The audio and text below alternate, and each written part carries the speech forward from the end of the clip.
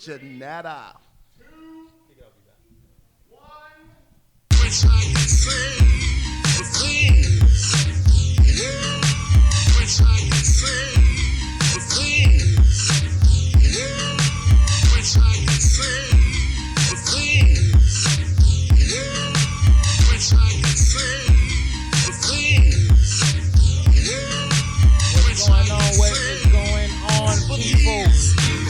Different look. We are here live in Chicago, Illinois, North Bar, the happiest place to be right now. What's going on, Mr. Hellum? Good to have you back, brother. Man, I ain't seen you in what, like a year and a half, man? Damn. I've not seen you in a minute. This is our first time actually seeing each other since we started doing this podcast like 2 or 3 months ago. Yes. Welcome to Jays and Grays. This is episode 14, and it's all about the greatest comedy scene to ever exist in the world. In the world, baby. The Chicago comedy scene, and we got some special guests with us tonight. We got Abi Sanchez. What up? Thank y'all for having me. I got my man Marvin Phipps, but we're going to go by his black stage name, which is MDubbs.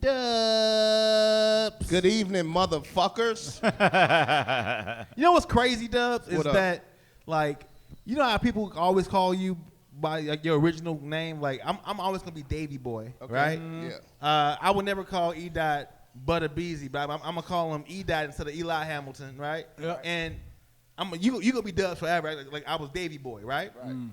Why, as black comics, do we not just use our real names? Because I had to change out from being Davy Boy to Dave Hellum because I feel like I want to make it. You know what I'm saying?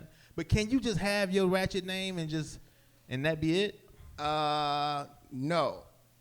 No, you can't. Because when you start learning the business and the game, you start learning, like, you know, you want to use your regular name. Because when I first got in the game, I was just like MDubbs, because my cousin used to call me MDubbs, and I was just like, I'm gonna just go by MDubbs. But once I started getting booked and tried to get into acting and stuff like that, and they was telling me, yo, you gotta, use your real name. And some people still call me MDubbs. I don't know why, but I mean, what do you go by now? Is it Marvin Phipps or Marvin? I go by whatever the fuck you call me. You know what I'm saying? Okay, but you got. I never call you Marvin, bro. But when I walk in, like if I walk into a casting company, it's fucking Marvin Phipps. If I'm saying now, moving forward, are you MDubbs or are you Marvin Phipps? I'm Marvin Phipps. I'm always Marvin Phipps. No, but you always were not Marvin Phipps when you were hosting the Blackest Night of Comedy. I was MDubbs. You was fucking MDubbs. Yeah. I feel like black people.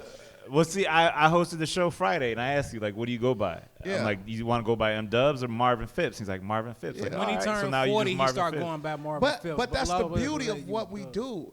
If I'm in Inglewood, nigga, I'm MDubbs. If I'm up north, it's Marvin Phipps. You got a code switch. You got a code switch. Man. You gotta get you a universal When I name. apply for that PPP loan, it's Marvin Phipps.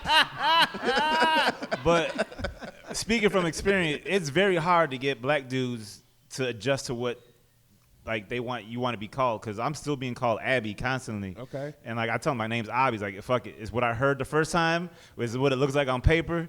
So that your name is Abi. And I was like, I got to correct. Now I just gave up correcting people. What's Abi short for? Or is that just the full? It's Abi Maed, like Ishmael, but with Abi instead of Wait, Ish. your name longer than that? Yeah. I shortened it to make it easier. Motherfuckers still get it wrong. Hold on. What is it again? Say it slow. Abi Maed, like Abi Mael, like. Abi Mael. Nigga. That's one word?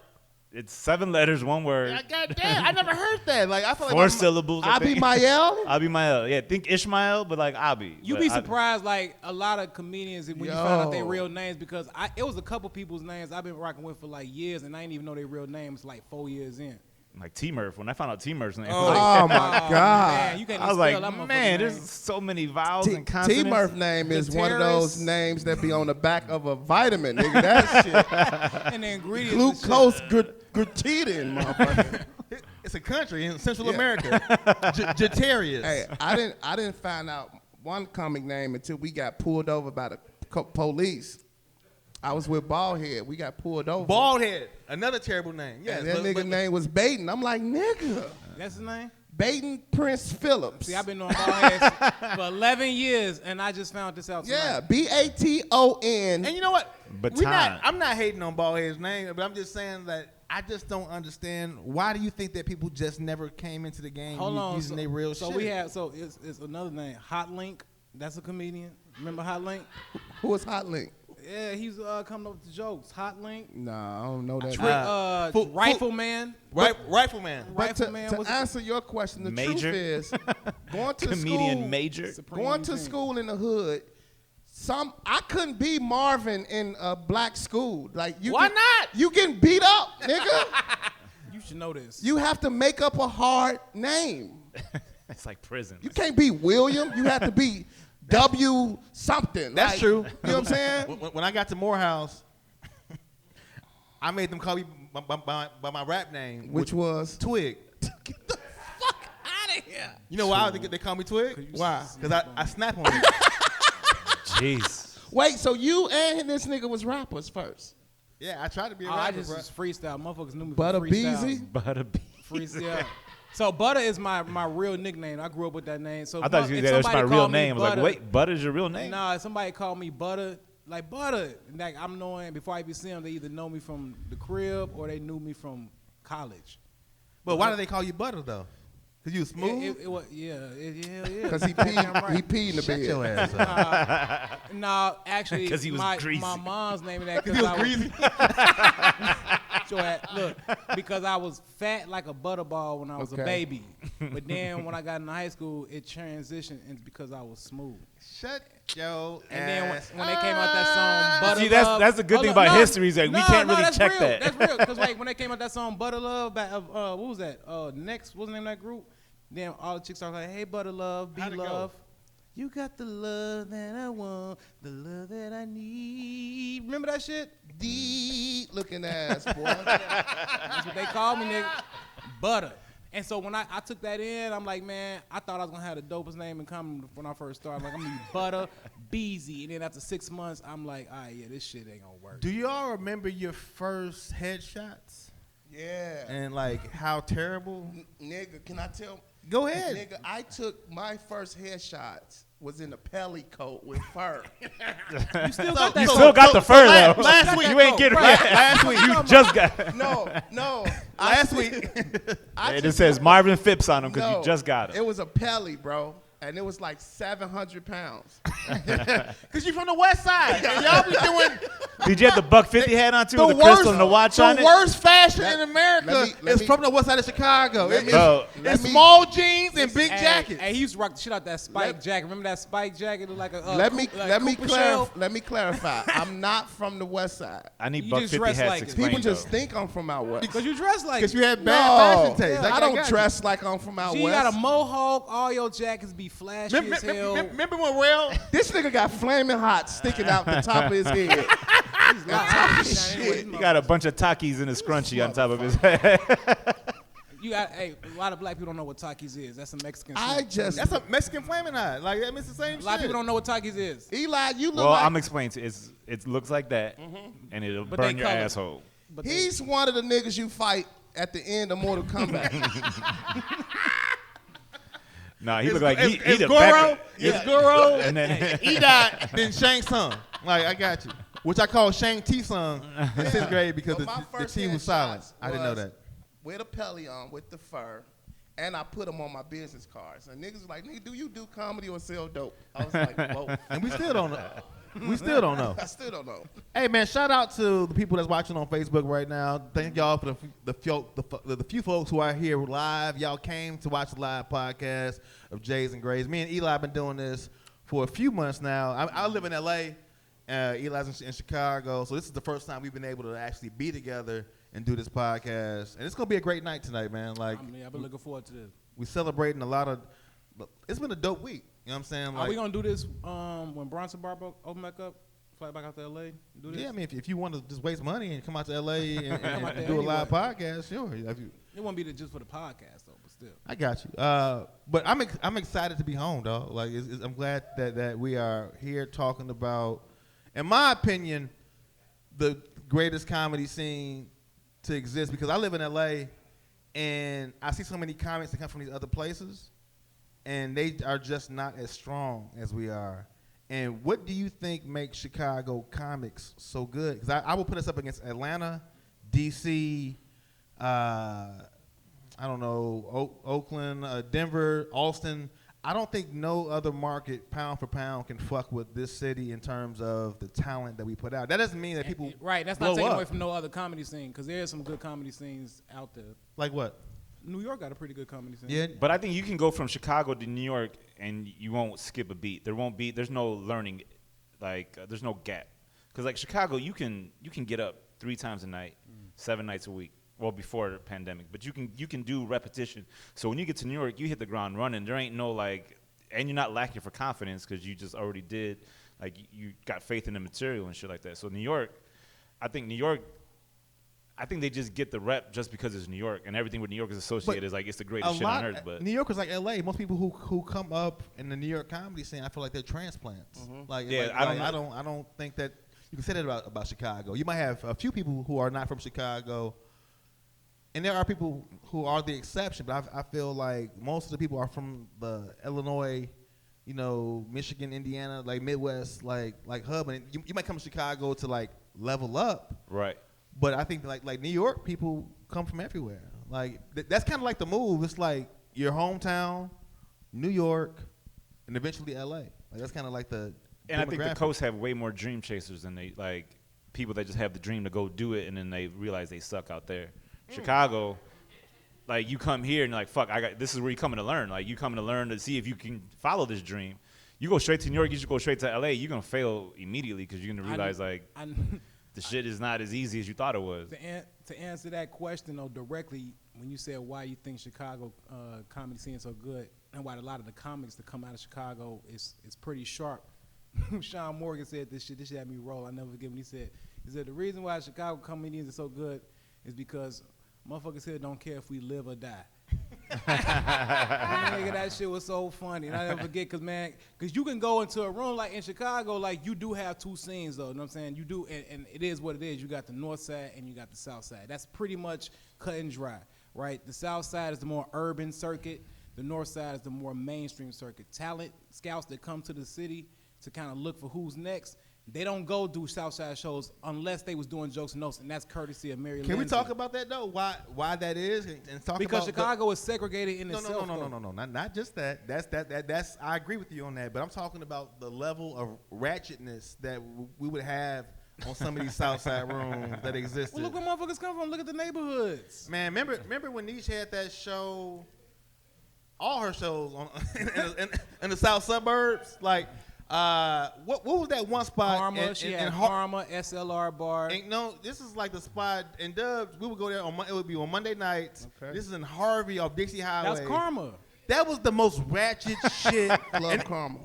You either see a comedy show or a bicycle bike gang meeting that was happening at the same time. The Monte Carlo Club or Van Club. Yeah, I want to answer that question about the Chicago scene. It's a lot of things. And I think one of the reasons, too, is because you got so many guys here that never leave that are beasts. And Chicago comics, we really care about the name and our image. And they chastise you. Like my OGs. Chastise you? Yeah, they whatever the fuck the word is, nigga. Don't turn this into no classroom. Whatever. What I'm saying is that's Dubs talking. That's not Marvin Phipps. I'm saying motherfuckers make sure, especially when they fuck with you, make sure you get it right because they understand you represent Chicago. They put pressure on you. You gotta be good. You gotta be great. Because Chicago got people that nobody even fucking knows that's better than people y'all see. Like Marlon fucking Mitchell. We got guys that people that never seen these people that'll blow people out the water that's still here that we have to perform after or before. And so we get sharper, And to add on to that though too, because I know with when I first stepped on the scene, I'm not gonna lie, I was a little intimidated because the very first stage I ever hit in comedy was Jokes and Notes on a Wednesday night. Yes. And I used to go up in there. I used to go a month before I decided to go on stage. And Marlon Mitchell was hosting at that time. And he used to always bust my balls like, "You coming up this week? Oh, your pussy ass, woo woo woo." So when I first I'm gonna go up this night, and the first time I walked up in there, it was a bunch of motherfuckers outside roasting each other. You know what I'm saying? And you know, I knew I was funny, but it's like, man, but these niggas like were so confident, were roasting each other, and it's like, who is this? And they just start roasting me. I'm like, I was so timid. You know what I'm saying? It was intimidating. Then we got on the stage. They like, and I'm seeing how people was bombing. This is back when Mary would let with Marlon like roast you if you bomb. Yes. And I'm like, damn, I hope I don't bomb. And I had 15 people come out to my show. And did you bomb? Oh, nigga, 1 minute I got the music.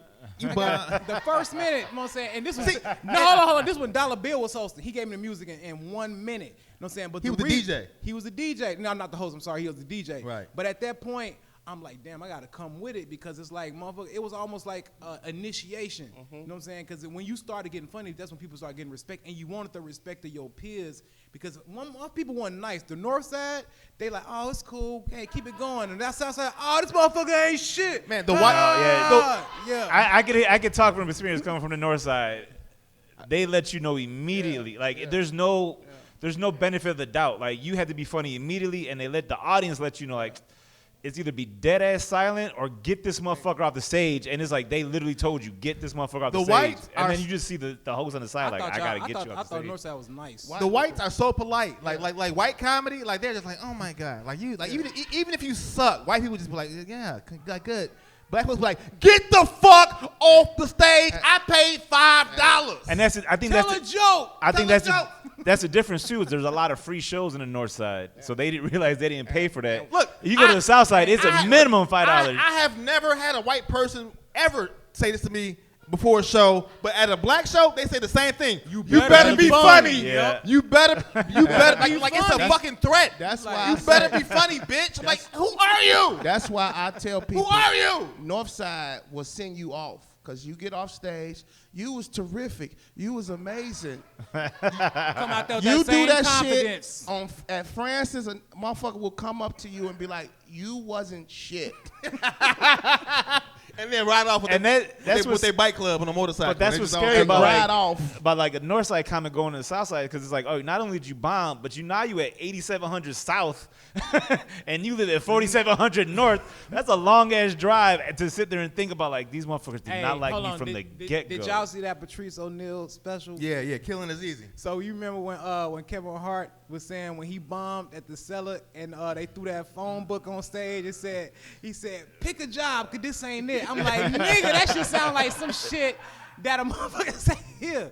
That was so reminiscent though. What was your worst bomb ever though? My second time at Jokes and Notes. The first time I did, so I started doing comedy in 2009, and I did Clark Jones and Will Miles, two black guys on the open mic. Yep, I sat down on stage now, and I had my jokes about me being married back in the day, and went well.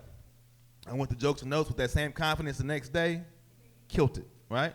Marlon Mitchell was like, okay, you kind of funny. The second time I went back, I drank a bunch of vodka because I was nervous about going back up there. And I told a joke, and I think the joke was like, don't you wish you could turn on the music like when you get booed off the stage to people in real life? So let's say your wife be like, you don't get no pussy. And I'm like, play the music. And then the DJ played it, and it was just silent. And I got booed off. And I'm drunk. I got booed off, and I noticed that everybody who I talked to before the show would not acknowledge my existence after that happened. Hey, listen, it's a rule in black comedy, especially at Jokes and Notes. If somebody bummed, we did not talk to you or touch your hand. Or it was like Corona before Corona. we didn't want none of your shit on us. We was like, oh, he can't, he just bummed. Everybody moving away from you. Like, no, we don't want that. It was crazy. Man. Hey, what Marley used to say, he used to come back and say like, man, I was in the bathroom. This lady, can you come get this young man off the stage? I'm gonna tell you. He said he gonna go home and tell mama, I burnt that motherfucker down, nigga. That shit be so funny. I'm gonna tell y'all my worst bomb. Lil Real was hosting, right?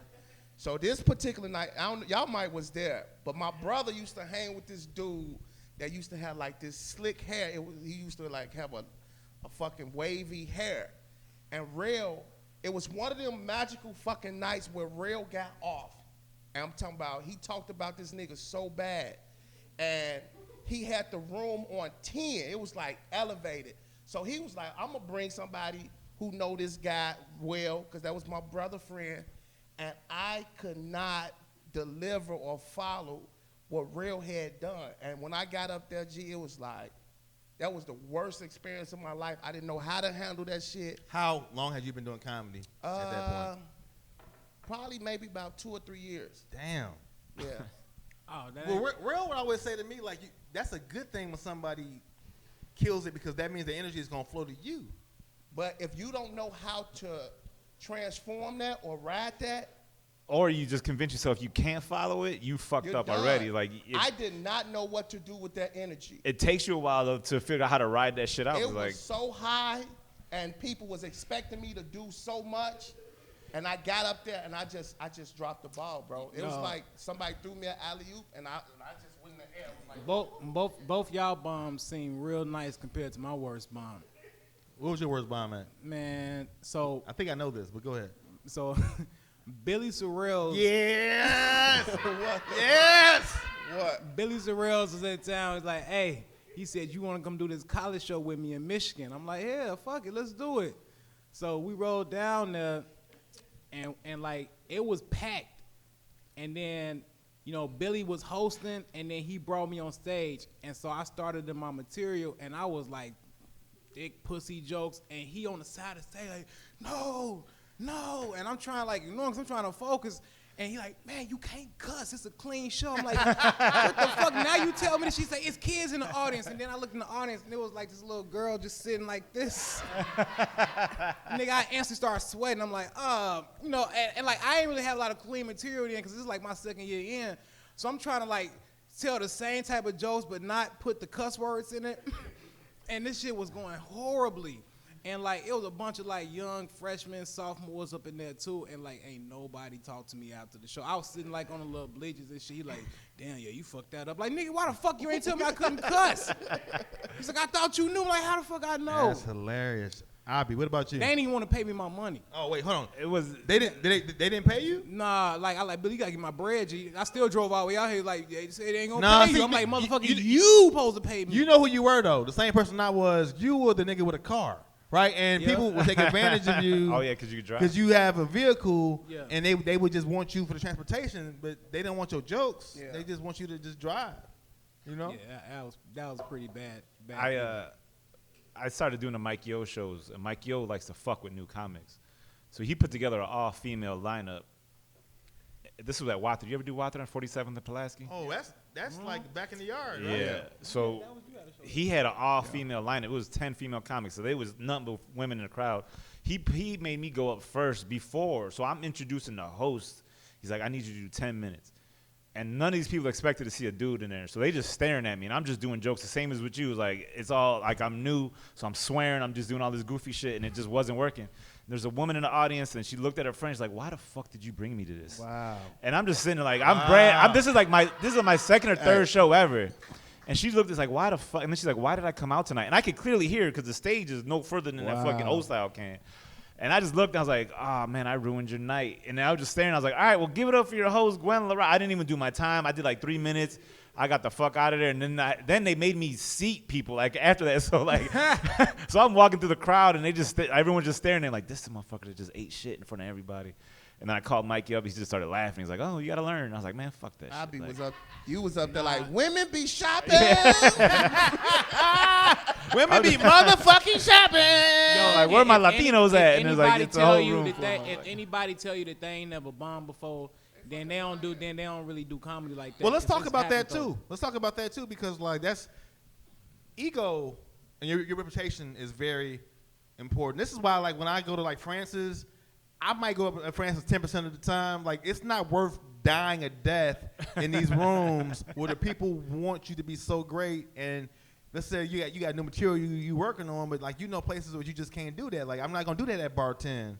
I'm not gonna do that at Francis. I don't even like doing new material that I haven't done at Mike several times, because I don't want people to be like even you all who are here right now watching this live podcast, you know, if you don't know any of the four of us, we want to impress you. You know what I'm saying? Like, we want you to be a fan of us. But if we come out with new jokes and they suck, you're going to be like, oh, he ain't shit, right? So That's a very hard topic. So my question to all of y'all is, how do you go about the algorithm that is working on new shit versus doing old shit? Because I saw you last night at Laugh Factory. Yeah. I haven't been on stage before last night since October 2020. I did all my old shit last night, and I felt great. I didn't feel terrible at all. No, my thing is if you come out on the weekend, I'm gonna give you my best shit. If you come out on the Tuesday, I'm probably gonna fuck up your Tuesday night. Because I'm only going to try new shit. Because it's the only opportunity because it's low pressure. On the weekend, you worked all week. I want to impress you. I want to make new fans. And it's like probably even a more live crowd. Like that crowd last night, that shit was too live for you to try to do new shit and just eat shit in front of 110 people. No. So, but it would have been 30 people on a Tuesday. I'm like, all right, here's some new shit I'm working on. We'll see what the fuck happens. And then I treat that like as an open mic at that point. For me, it don't matter. My credit score is so great. I don't give a fuck. It's like I sleep the same way every fucking night. So I just go to the I just go to the north. You side. do have a very high self-esteem. Like Yeah. I want to say that outside of you comedy. have to have high self-esteem to do comedy. I don't. You have to, No, though. but I think most folks don't. I think we do comedy because we need that affirmation that you are like something. I don't know. Like maybe not for you. Like what made you start doing comedy? Well, I've always been funny. I've always been able to. You see how confident he sounds in telling the real, story? real shit. Even I always But had I sex. think every comic has been that but dude that's even- always been even- funny. No, even when I didn't know what I was doing, I had a teacher that would allow me to do shit before class because that's the only way I would sit down. Every day she'd be like, "Okay, Marvin." So you would get up in front of the class and do a set. And do a set before I even knew what I was doing. Because if I didn't do that, I was going to disrupt the class anyway. So she allotted me time every fucking day because she knew I needed to do that. And I basically was doing comedy in high school at Curie High School, and I didn't even know it. And I'm just talking about people's shirt and this and that, and she'd be like, "Okay, that's it." And that's how I would do my work. And how did the class respond to it? Fucking, I'm talking about rolling in stitches. And I didn't even know, I didn't even want to, nigga, I wanted to be a fucking garbage man. Like, I didn't know nothing about That's a good comedy, job, though. didn't know nothing. You know what I'm saying? But I did that in school. So when I saw Little Rail on Facebook talking about open mic. Right. Didn't know this nigga. I called, said, "Hey, I want to come do open mic." And he was like, "Come up here, nigga." He said that, like, "Come up here." I went up there on a Wednesday night. I saw him, and I'm glad he didn't put me up because in my mind, I saw this dark-skinned, ugly nigga. I was like, Shut up! This is what I'm thinking. Shut up! This is what I'm thinking. I'm like, I'm finna roast the shit out of him, right? But he fucked somebody up so bad that when I finally went up, I was like, that's not the move. And I had to change my whole shit. And I'm glad he didn't put me We up should have that night. a segment of this podcast dedicated to Milton Howery, Yeah. a.k.a. Lil Rel, because I didn't see Man, hold on. I didn't see him do some much funny shit to people in the Rail audience, really bro. raised the generation of Man. like Man. real shit. But hold on. I came in to Jokes and Notes, and I came in. I was drinking. I was drunk. I ain't gonna lie.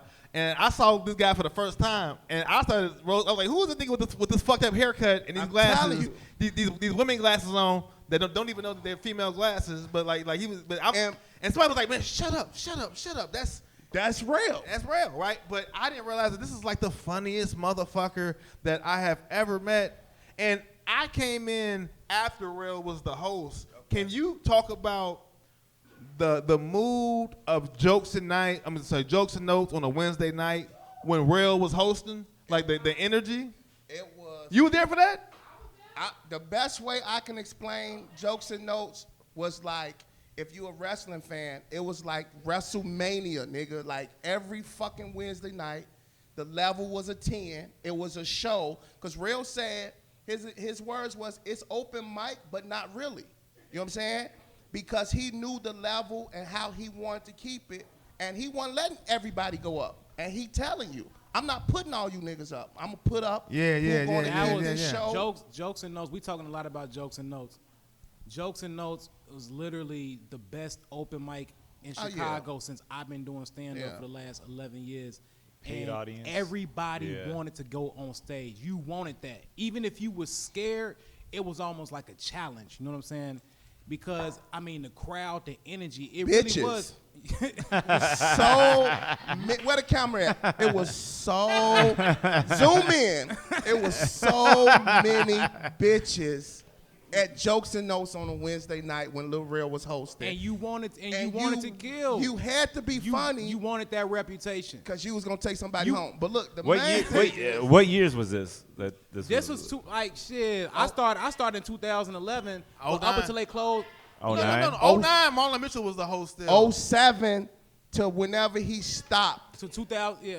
Because I started in 07. So that was before I even started. Yeah. Okay. They had a whole thing like it was a comedy show, it was Jokes and Notes, but then him and Don Ski would have an after party for a fucking open mic. Fucking God. We went to Divine. In Wicker Park. Yeah. No, Divine was like right here.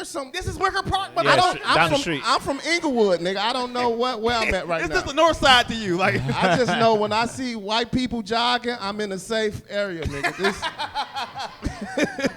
When I see dogs I can't name, I'm cool. But look, that's Nikita. All I know, he had a situation where we did comedy, and what was crazy was all the comics got in free at this spot. And I never clubbed before. I wasn't the guy that went out, drink. So that was a whole new life to me. Like when I started doing comedy, I had a baby and a woman. You had a child already? I had a kid and a woman. When I started, like all that shit was like, I was like, bitch, I'm gone. Like I don't know what the hell going on, but I didn't sign up for this shit. It's some new hot chicks out here, and that shit just. This is why I tell people: if comedy don't fuck up your life, it's not for you. Like, how old were you when you started? I was 27 when I started. I was 28 when I started. Yeah. I was 28. I was 33. Man, damn, nigga. How old is you now? I'm 43 now. You 43? Yeah. Oh shit. Okay, that's a good segue, honestly, in terms of like, when do you think people should just stop doing this shit? Because like it's certain people like I'm like, would you please retire? Like would you just stop? Because it's so competitive. You just taking up space from these shows. To be honest, I mean it's real. You can't tell nobody to stop doing this is a art. I think comedy tells you when to stop. Even when those bookings stop coming, when all that shit stops happening, that's like But fuck, here's the truth. You know Khalil? The comedian? Yeah, we know Khalil. Hey, but no, I didn't see Khalil kill a lot of times. Hold on, I said Khalil, when are you gonna retire? And he said, not until I die. I'm like, well, nigga, die. Well, it's not. Khalil well, I guarantee you, he'll be here tonight. And one thing, Khalil will never die. Like I don't know, like. Khalil, if you don't know who Khalil is, what nationality is Khalil? He's Pakistani. He's Pakistani, right? But Khalil be in the most dangerous black neighborhoods. Like he be at shit that I don't even go to. I be like, what the fuck is you doing there? Now hold on, now that's a good transition. What is some of the most dangerous spots that you've done comedy at? We did shows from the nicest areas to the crevices and cracks of the motherfucking city where it was super dangerous. And what's his name? Short arm. D-Man. D-Man used to throw the most dangerous comedy shows. Yeah, in the nastiest places. And fucking. When a rat just come up during your set and just take the mic from you, like what the fuck? Motherfucker shooting dice right like in front of the door. You like, excuse me, you trying to be nice, man? Yeah, we didn't need comedy. But hands down, the grimiest spot. And it would be on Wednesday nights after Jokes and Notes. City Life on like 83rd and Cottage Grove. Well, white people, hear me out. Okay, I know. I want y'all to just visit some of these places. Go to 83rd and Cottage Grove and just realize that you should just never be there ever, right? And we would come and do shows at these places with no fear. Harold Pierre had a room in Inglewood. That wasn't his room, though. Whose room was that? That was T. Davis and Buff Bay. Oh. No, I'm not talking about City Life. I'm talking about Harold Pierre's room. That was 63rd and Cottage. Man, no, that was in Inglewood, like off Halsted, in like 63rd and Halsted, like somewhere that a Whole Foods shouldn't be, but it is right now, right? So like somewhere, like Look, as a North Sider, if you hear a number and then a street name, you already assume that's the most dangerous place in Chicago. It's just like, it's what? 83rd? No, I'm good. Like, cause I need 2 names, Lawrence and Pulaski. You tell me 83rd and Pulaski, I'm like, I don't know about that. Any number, you're not going. Any number, because I didn't start doing it. This is legit. I didn't start going to the South Side until I started doing comedy. Okay. Because it just never. I never had a reason to go down. It's the North Side. You never had a reason to go. Where are you from? I'm from Albany Park, so I'm like far northwest side. That's like Russia. Like that's so fucking. Yeah. That's so far. Albany that's why. Park? That's when people's like, I'll go out of town. I go out of town. Huh? Where's that at? That's like on the way to O'Hare. Give me coordinates. Give me It's the end of the Brown line. If you take the Brown, like I can't give. You can't give we people. only know. Okay, I'm I'm 4700 north. That's what I need. 4700 north. You can't say brown line to black people. We only know the red line. Red line and the green line. That's all I know. Sir Mac to fucking 95th Street. Hold on. So let's talk about some memories real quick. I never forget when Damn Fool was hosting jokes. And that dude in the red suit was like, he's like, I'm next, but Fool kept putting people in front of him, and Fool called up the next comedian, and he's like, no, fuck that. He said, he grabbed the mic from Fool like, I told you I was next, and man, it was like 5 niggas rushed the stage, and Mary was just sitting outside like, who is that? You can't, like, one thing you cannot rush the stage, you know what I'm saying, ever. Like, that's like one of the unwritten rules, and dude tried to, and then Fool was like, he was on some Nino Brown shit, like, man, get his ass, like, man, you ain't running shit, motherfuckers gonna do that shit anyway. But that shit was so motherfucking funny. Shout out to Mary Lindsay, the godmother of Chicago comedy. If you don't know who I'm talking about, Mary ran one of like I think the only black female-owned comedy club in America at Jokes and Notes, which was on 47th and King Drive. And if you never came there, shame on you. But Mary would treat us every week and tell us we wasn't out, shit. She ain't fuck with you like that. But the thing is, if Mary fucked with you, she fucked with you. She did. Like Can we tell the story, E-Dot? Can we tell the story about? So me and E-Dot, like, so if your name was hot. If you had a hot show, it had 4 words. I thought you meant like hot sauce. Like I had a show called "Thank You Very Much." What was the show that we had at Jokes and Notes? You're welcome. Oh, you're welcome. I'm sorry. Never mind. My whole premise is shot now. Never mind. It was called "You're Welcome." Okay. And we had a show where we booked. Was it Drew Fraser from like New York? And we spent all this money to bring this outside comic in, and nobody came to the show. And when Mary wasn't making good money, like she was just being in a shitty mood. And I was trying to get paid from the show. Okay. And Mary, I'm talking to Mary. She's not even talking to Eli at all. Like I'm like, hey Mary, I'm sorry that the turnout wasn't great. And she looked at Eli. She's like, you're not gonna make it. You don't have it. You don't have it. You don't have it. That ain't how it went. That ain't how it went. Are you serious? No. So I'm gonna tell you exactly how it went. That's not how it went. I was the one that was impacted. So I'm gonna tell you how it went. Okay. Adi. So she was like, Dave was like, hey man, Mary said that you can't host. I'm like, what the fuck you mean? This our show, motherfucker. We put in this, like, he's like, that's what she said. I'm like, I'll talk to her. So I'm like, why you say I can't host? Because you can't host. I'm like, man, and I just like, I was at a point of frustration. I'm like, damn, Mary. I'm like, why you always fucking busting my balls? You know what I'm saying? This our show. We put money in this, our host. Ooh, I be here every Wednesday putting in work, woo, woo. Because you just don't have it, okay? Now back off. Are you serious? And he drove his car into a tree immediately after the show. So it's like From the passenger side, I just like, got real quiet and I just stepped away real slow. And I'm like, I just nodded my head and I just stormed out. And Dave was outside talking with some people after the show, like, hey Eli, I'm like, man, fuck all y'all. And I just drove off. And then like I ain't go to the jokes for like a month. But then I started coming back, and then like she actually gave me a weekend. You know what I'm saying? That was my first weekend. But then when our next show we did, like I fucking murdered on her. I think we had Bobby J up there, and she's like, I heard you did really good, and it was like ever since then, it's like that just kind of put the fire under my ass. Fuck that. Because like we was all trying to get Mary to like fuck with us. Like you want to impress Mary, you know what I'm saying? Mary told you out her mouth that you didn't have it. Like, you just don't have it, okay? Now back off. That is a club owner. That's like your parent. That's like, what's the Bulls owner, Jerry Reinsdorf, telling one of the point guards, you just don't have it, nigga. Like, you will never play for this team. You suck. I needed to hear that, though, because that shit. So what did you do different? What did you do? Nigga, I just got way better after that. I was pissed off. I was in my feelings. Sometimes you need a push. Yeah. I was like, it was different. Like when comics talk shit to you, like whatever, they talk shit to everybody. That's a hater. But when somebody right? like that you want to impress, because like everybody wants to get a weekend of jokes. You know what I'm saying? And like when you've been working so hard to try to get her to fuck with you, and she tells you something like that, it's like either you gon' like pressure either bust pipes or make diamonds. Nigga, I went back. I just started thinking like, all right, fuck it, then I'm just about to be a beast out here. But I didn't go back to jokes for a while because I was mad as shit. I was so mad at her. And then like I came in one weekend. I had my girl at the time in town. She's like, hey, Eli. She was actually trying to be nice. I'm like, hey, you know what I'm saying? I was still mad at her. But then when we had our next show, I ripped the host, and then she gave me a weekend after that. And then she gave me another weekend 6 months later. So like, if you got 2 weekends in a year, that was kind of cool. That was a big deal. So I sometimes you kind of need that shit, because you either gonna let the pressure like run off, because we've seen a lot of comics run off the bomb and never seen them again, or you're just gonna keep coming back like, fuck that, I'm gonna get better and get Christmas.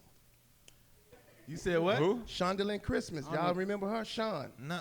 Oh. Sean, female Sean, right? Tell that story. So this was a chick that was doing comedy at Jokes and Notes. And I think she bombed so hard one day. We never seen her again in life. Like, she's not on Facebook. She just quit comedy.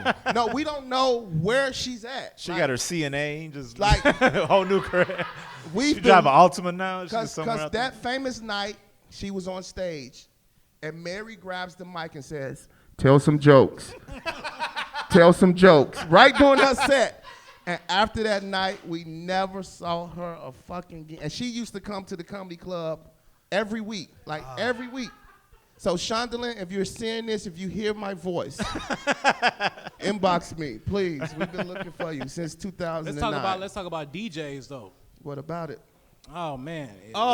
If you could do good in DJs, you was alright, because DJs was literally the toughest room I've ever done. You know, and it was. Let's just preface this by like what people who just walked in, you might not know what was going on. Like, we came up on the south side, outside of Abi for the most part, right? And we just saying that there's a discrepancy in terms of like how nice the white rooms are. You do new material, and people are just like, oh my God, like you tried. And then the black folks who would just be like, you better be funny or we gonna beat your ass. And DJs on 154th. Another number. That's a number. In Cottage Grove. That's a high number, too. In Dalton, Illinois. Triple digits? Fuck that. In Dalton, Illinois. No. On Thursday night, run by Robert Stick McClay. Would you describe this environment, please? Y'all can go ahead. I mean, first off, Stick is so high energy and funny as shit. As a host, you know, you get the crowd going, and then when it's at a level, you leave. Not Stick. No. He took it way, way up here. And if you wasn't like him, then you wasn't shit. Right. And like in a way what they did, they just wouldn't listen to you. They would be over talking you.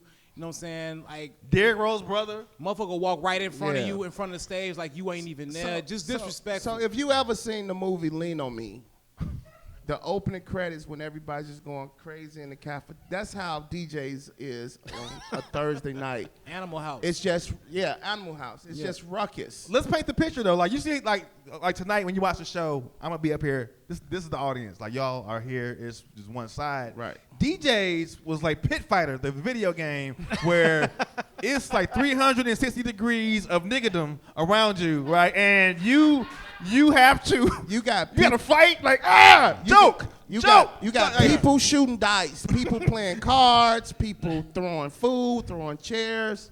Yeah. But in that environment, you have to learn how to control the crowd and perform. Right?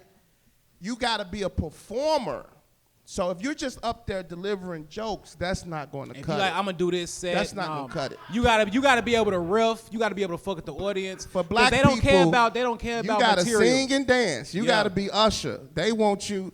You can be amazingly funny, but they be like, nigga, if you wasn't on fire, like they want you dancing and shucking and jiving. And the thing is, we telling these stories because the whole premise of the show was about the Chicago comedy scene. These are like rough ass locations that the average person would have been gave up doing comedy. But we was out in these spots every fucking night. And it was fun because we had each other. Like back when everybody, before people kind of started getting to another level in entertainment and moving and what, we was all like family. You know what I'm saying? Yeah, man. We was all cool. We used to be with each other all the time. I mean, it was like we was co-workers. You know what I'm saying? Like 4 nights a week. Going over each other's crib, fucking hanging each out. other bitches. But look, shut up. They ain't ready for that version. I'm sorry. I mean, that's entertainment. A lot of shit like the dark side. We ain't gonna talk about that. Goes into entertainment. You can Go to my Facebook page. I'll tell you all about it. But but this is a good segue into the next thing in terms of like, we don't just do this shit. Well, I hope you just don't do this shit just to do it. Like some people do it for like the women and the attention, but I'm hoping that you are trying to elevate your career, right? This is the only job I've ever wanted to get better at. Every other job is like I'm happy with a like cost of living increase. Say like, it. Amen. Amen. I'll Jesus. take that 3% every year, but this is the only job where I'm like, fuck, I want it Because you love it. Yeah, because you fucking love it. And I want to get like I want to go to the next level. I know there's levels, and I want to get there. I want to like. You're very serious. I see by your Facebook posts. You talk about like I don't know you as a person. Like I have not hung out with cool you as fuck. outside of like comedy. Like you are a comedy motherfucker. Like me and him. We have done all types of crazy. Like, I've like been passed out in places. Like just done crazy drunk, just crazy dumb drunk. Alcoholic. Y'all ever been naked together? No. Dumb ass up, nigga. Shut your ass up. But I'm saying that like me and outside of comedy, me and E-Dot, like we just kick it as kind of like just regular people though. We just regular people. But you like, gonna click like that with certain people, like you friends with. It's not a knock to you. I'm saying that's a really good thing about you is that like you're so focused on making it. Like that's a dope thing. I'm the same way. I got in so late. I feel like 33 is already kind of late to get into comedy, start doing this shit. So it's like, what was you doing before comedy? I was doing help desk IT work, and and that shit I didn't want to keep up with it because like it changes all the time. Like I don't give a fuck about this. Like I fell for the commercials that you see on like the West with like, are you sitting on the couch not doing nothing? I'm like, yes, and then a fucking $25,000 later with associates. They can't take nowhere. Like credits don't transfer nowhere. Are you teaching math in the hood to badass black kids and Mexican kids that you don't want to teach? Do you want to teach in Inglewood? So like just Are getting you into it so late, man. Yes. But nah, I mean it's interesting though because what were you doing before comedy? I was in corporate America, man. I used to be a DM for like PepsiCo. What is a DM outside of a direct message? District manager. Dick massager. It's like the people that you see putting up the chips in like the stores. Like I was their boss. We call those merchandisers. Yeah, I was their boss. So I was in corporate America and shit, trying to climb up the corporate ladder. And then when I got in trouble and I got blackball from corporate America, that's when I started doing. Then I started taking it serious, and I was doing it full time for like a minute. Some of the best, most fun years of my fucking life, but it was like some of the most irresponsible years too, because we used to get fucking wasted. And I'm like, man, I'm like 32 years old. Remember that day? And I'm like not waking up to 8:30 in the morning. I ain't got no job. I got this condo. I can't keep up with these mortgage payments. You know what I'm saying? Like, but I'm having fun. That shit was irresponsible. I cashed out a 401k. We went to that gas station. I think it was a BP, and you took some girl's like fur jacket, and then you started like dancing, and I had the gas. Like we were so drunk that night. We was reckless. We used to do some wild shit. We were never naked, okay? But we would always. These niggas be naked. But I'm gonna talk about this man for a second because like I don't live here now, but like just what was that, 7 years ago? Yeah. I didn't have a room. I didn't have. Oh, thank you. Can I have some whiskey too? And can I get a water too, please? And I'm sorry, we asked for way too much. Can I get some weed, please? I remember the same time when I'm teaching that Rudy with you, I don't have a fucking room. I'm living on this nigga's couch. No privacy. I'm having sex. He coming down, wash clothes. Like, I'm getting mad. Like, go upstairs. Go upstairs. Like it was an imaginary door I didn't have. Shit. But it's times like when you just think about all that shit that when people hold you down. Like, I swear to God, when I have an opportunity to bless you with some shit later in life, nigga, you gonna be blessed. Damn. Because like you held me the fuck down when I needed you. For real. That's just real. I'm getting shit, drunker and like, drunker right now. I might start crying. Like, it's hold on. So Doc Love has lived with me. Dave has lived with me. Brandon Denise lived with me. And like a lot of comics used to come into town, used to stay at my crib. I was like the comedy refugee camp. Cause you like was I had a nice ass condo, like 2 flat. You know what I'm saying? So and then even when we started doing like our comedian potluck, this is how much of a family we was. So it was a lot of comics who didn't really have a lot of family around the holidays, and motherfuckers be depressed. Like y'all know about comedians being depressed or whatnot.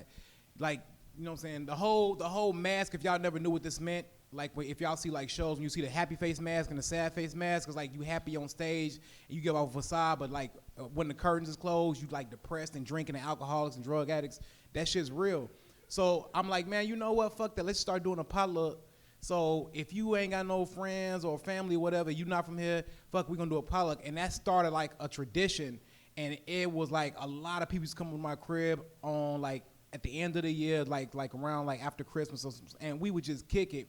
And that just really made our bond that much more closer. So even then, like, you know, you hear a lot of shit that y'all don't know about when comics go through shit. Like Baldhead health was fucked up. He caught COVID. He almost died. You know what I'm saying? Yeah, absolutely. And like a lot of people be down and out. I mean, like we didn't loan each other money. You know what I'm saying? We didn't like paid my Cricket Wireless bill when I didn't have no goddamn money. Yeah, it's a lot of shit. So a lot of stuff that y'all see on stage when people talk about stuff, a lot of that stuff is real. Thank you. It's actually real. Like I have like it's a soft spot in my heart for comedy. Like I never, it'll be so hard to walk away from stand up. I don't think I could ever do it. You know what I'm saying? So it's like you have an attachment to it, and like that's just one of the special things about this scene. You know what I'm saying? Like Duz is like one of my best clients. I sell like life insurance out like for my day job. He one of my best clients. He done bought like True 6 story. policies. Right, he done bought like 6 policies for me. He done gave me like 3, 4 referrals, and then for business. You know what I'm saying? Like, it's a lot of shit. Wait, like, this for my baby mom. He lying. Gotta throw that out there. but don't let her find out how much you are worth. But You're yeah, worth dead. like it's like I done been to like when I done been his wedding, all of that shit. Like we actually become real friends. I know his family. I was there when he proposed to his wife. You was there? Yeah, in the Why kitchen. You didn't stop me, nigga. That shit threw me off. I'm like, what the fuck is you doing? It was too late. Help! Motherfucking enabler. But yeah, like this man, one of the dopest things, man. I actually love like all my comedian comrades, man. We might not talk every day now, and the pandemic really threw a lot of shit off. But like, man, what me and Dave do, like the energy, the synergy is just. Ooh, the synergy! It's authentic. Synergism. Yeah, it's authentic though, man. So Yeah. It's like everybody. We really fuck with each other hard, you know.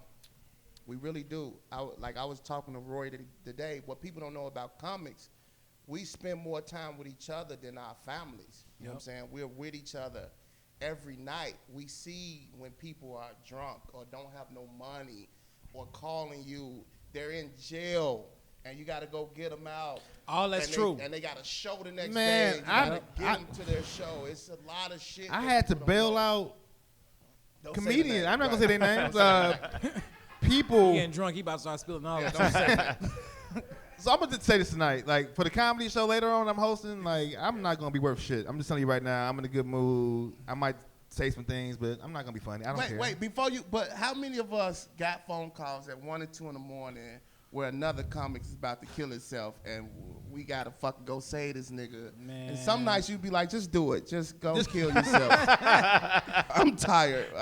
You're not gonna make it anyway. Oh Just do man, it, bro. comics and relationships. Oh, Oh, my my God. gosh. Oh, they be so fucked up over broken hearts, man. You be like, man, damn boy, you look weak as hell right now, but fuck it, I got you. Yeah, it's Yeah, real. it didn't happen. Like everything. You know why? Because we don't really have infrastructures like that. Like I think most comics. Let's keep it 100. Fucked up. We're not civilians. It's something about us that does not want to be. We're dented cans. That's what this other comics. We're like, you see a can in the grocery store that's dented. That's what comics. I was like, what the fuck are you talking about? You don't want it. You don't like. You look over it though. But that's what makes us able to project what we see because the way we think and how we view the world. That's how we can be funny because it's actually a fucking it's a thin line between being a comic and a genius because it's not hard. Like, I mean, it's not easy. You guys just can't come up here and a psychopath. So you like Kanye, right? R. Kelly, like well, okay, never mind. But I'm saying, but like it's the level of like genius. It is, but it's also a level like, motherfucker, what's wrong with you? You know what I'm saying? Like we just look at look at the world through a different lens. Like we could look at we might look at the same type of scenario that's going on, and you look at like, oh, okay, that happened, but we're like, oh shit, I saw this. That was funny. It probably happened because of this. Damn, you take that on stage, you make it a bit, and it should be fucking hilarious. Because we're twisted. It's like all these people died from COVID, and my baby mama didn't get it. But look, the main thing is, see how I made that work? Y'all gonna hear that again tonight doing my set. Yeah. But I mean, it's really it's like an art that you have to hone on, and I mean, it feels good when people actually appreciate your shit. Like, Erykah Badu say, like, I'm sensitive about my shit. Like, that's how we all are. You know what I'm saying? We sensitive about our shit, man. And it feels so good when you just out and about, minding your business, and somebody walk up to you like, yo, ain't you such and such? You like, damn, motherfucker know me? Yeah, you. And especially when they can recite your joke back. Like, you tell that one joke, like, damn. Like, okay. I was at Kimbark, our old spot, Kimbark Liquor Store in Hyde Park today, masked up. Somebody was like, Dave Hellum? And I started crying, and I was like, you a crying ass motherfucker. You look like you're crying for some shit like that. So. It's me. Because in L.A., no one gives a fuck about you. I'm just like, it's me, man. This is me. Wait, what they say? There you go. What was? What they were saying? No, he just said Dave Hellum. He's like, man, I'm a fan. Okay. I was gonna save this for the show. Yeah, that was good shit. Ain't nobody recognized. I'm gonna read a letter that somebody sent me today. Wait, the only thing I get is, hey, you sold me some bad shit before. Hey, I apologize. I'm a comic now. See, I look like every bald dude with a beard, so I don't stand out to nobody. It's just. Then this he sent you an email? This is how you know I'm not lying. This is from Charles Karpovich. I got cancer, and you're my favorite comedian. Is there any way you can send me some merch? like shit not real. Like a couple of T-shirts, XL, and some of your CDs. Hey, because I have CDs. I would appreciate it very much. Hold on. It gets worse. Hold on. Well, ain't nobody with cancer wear XL. Exactly, nigga. Nobody with cancer wear XL. That's Roy. That's one of our friends. I'm like, you lying? Because like you said it. Like you a medium at most, right? So like if you got cancer, right? I would appreciate it very much before I pass away. Thank you for your time, and God bless you. Hope to hear from you soon. Like, what? Listen, I want you to reply and say FaceTime me, and you better look sick, motherfucker. I want to see tubes. I want to see all that shit. Oh man, this is so fucking good. That's terrible, man. nigga. I needed this so much. I needed this shit so bad. I'm trying to look for this one message that I had got. That you wrote yourself? Hey, can I tell him that? I want to tell him that story, Dave, about the last time I saw you at Jokes and Notes, and you got in this white man's car, right? Dave Hellum, we leaving Jokes and Notes. And Dave was just a regular dude, just, he told y'all the story. I was Davy Boy. He was Davy Boy. And he was just a regular dude trying to do his thing in comedy, selling shoes to get by. And it was one night he got into this white guy's car. He was in there for about 4 hours. I swear to God, we was out in front, and we was like, what the fuck is Dave doing in that dude car? All I know is when he got out, this nigga life changed. Like, he got on fucking TV shows. He moved to L.A. He's fucking writing for That's So Raven. He's Dave Hellum now. I'm like, he fucking joined the Illuminati that night. This the shit we be talking about with comics, you know what I'm saying? We bust each other balls. He like this joined, I'm telling you, he got fucking, we went out to L.A., this nigga treating us, he got money.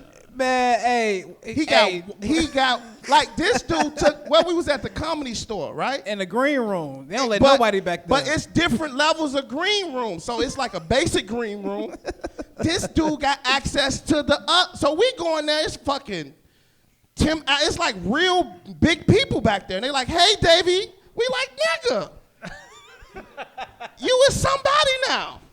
So I believe that night, in front of Jokes and Notes, I sucked the right dick. you right. sucked some I got cock. you. Right, all right. That's what happened to me on 47 and King. Just sucking But white dicks. It out was here. worth it. Because now he's engaged. He's the man. And he got money now. So if you still got that white guy's number, just give it to me. Pass that motherfucking shit. I can't even find that message though. It's gonna be a fun show tonight, Oh my man. God. This is about to be fire. I don't got no more jokes. I don't know what the fuck I'm gonna do. I don't either. Y'all gonna have about to hear all the. Actually, I'm not even gonna tell no jokes. I'm just gonna talk to y'all. Oh my I don't God. care. I do not care at all. Yeah, this is I do not fun. care. I mean, it's cool because it's like it gets to the point like where even like people who come to shows on a regular that's not comedians, it's like they become like part of like our clique too. Like, you know what I'm saying? You know, like Allie do stand up, but like you don't do it that often. Yeah. But it's like, Come on, man. I see it. How you gonna say that? Like, yeah, you do comedy, but like you no, don't. hey, look, I didn't put money in Allie pocket. That's my nigga. You know what I'm He's saying? like, she's a comic, but she don't do it all the Am I time. lying though? Am I lying? You know what I'm saying? Yeah, but no, it's just some real shit though. She's not what on you my like, level. man, but I love Allie, man. Allie motherfucker like my She my plug. that's my But I- motherfucking but I love my you. ace. Okay, yeah, the Tito's Have kicking you in. have but you it's had my sex with her motherfucking ace. before? Shut up. But Allie has like, man, like she was my door girl at one of my most successful You shows. definitely and shit, boned though, then. man. Because comics bone all they door girls. No, Not that all never of 'em. happened though. But I'm just Shut saying, up. like, man, we become connected to like certain people. You got certain people who fans who just come to a lot of shows who just really enjoy stand up. And I think one thing about Chicago, like Chicago, really, I think y'all take stand up. A lot of people take stand up for granted. You know what I'm saying? Because we got such a dope ass fucking scene here. You know what I'm saying? And the perspectives and a lot of the shit that we talk about is like y'all can feel. The it's so much shit to like. This is a very unique city, you know what I'm saying? And it takes like comics, good comics, to actually break that shit down, you know what I'm saying, and make it funny. Cause everybody like the energy here can be off. When you come to comedy shows, you laugh that shit off though, man. And so that's really much what I got to say about the comedy scene. I love Chicago comedy scene, stand up. We need to wrap this up soon, Yeah. so people can like get drinks and kick it a little bit. But I want to say this, man. The stand up is like. We put so much emphasis into it, but what I realized is like stand-up is like the nipple, and comedy is the titty, and I know this sounds wild. Hear me out. We put so much emphasis to be like the funniest comedian, Okay. but when you put your energy into like the other shit, the other platforms, like being a dope actor, being a dope writer. Like, that allows you to be the comedian that you want to be because you can be as funny as you want to be. If people don't give a fuck about you, they're not going to give a fuck about you. The number one thing about comedy that I think that people need to understand is likability. People have to be a fan of you. If they're not a fan of you and they don't like you, you can be the funniest person in the world. It's like, it's only going to go so far. So it's like, don't put all your eggs in this stand-up shit because we ain't getting no younger. Ain't none of us here younger than 39. I just turned 40. Right? No, I'm sorry. No, don't do that. Old as That's your fuck. That's one of my former students. He old than a motherfucker, yeah. What up, bro? What up, God Jaleel? damn, y'all trying to get us faded out here. Listen, I got a question, Dave. Can you like a comedian? I mean, can you? Because you said something that I always tell people. Can you find someone funny that you don't like? Because I didn't like all the comedians I don't think funny. I don't necessarily like them, and the people that I find funny, I like them. I think not liking somebody automatically makes you think I can't fuck with them. Like the minute you don't like somebody, you're just not gonna fuck with them. So it's hard to even find them funny. It was a point I didn't like Steve Harvey, so I didn't feel he was funny. You know, I Right, didn't like him. That part. But you're agreeing with what I'm saying. Like Right. when people are a fan of you, Right. they're going to be entertained by what you say, Yeah. right? So put emphasis in terms of being like not an asshole, but also being like just better than average. Like I mean, you want to be a dog. I get that on stage. Like, you just try to be the best you can. Mm-hmm. But my point is not even that. My point in all this shit is that, like, the money is not really in the stand-up. Like, do you really want to be on the road going to buttfuck Indiana, to Michigan to do shows in casinos? It's like the money is in the TV shit, the acting, the writing, like just the money is. Let me tell you, the money. Put the camera on. The money is. You about to say some shit. The money is letting Tyler Perry fuck you. That's where the money. Hey, yeah, he ain't never ever gonna End get of the on. show. Let's get this shit though. started. Man. let's get ready for the show. Hold on. Before we wrap it up, before we wrap it up though, yo, I want to give it up. Nah, that shit was funny, but look. No, that's like, structure. That's the host. That's the host that would have come like back. We and get the room we back. all came up in the scene around the same time. Like, but Dave, what you have accomplished, man. Like, man, I'm proud of you, bro. Like, Dave, his episode of That's So Raven came on tonight. He just did his hour special. Like, that came out on Monday.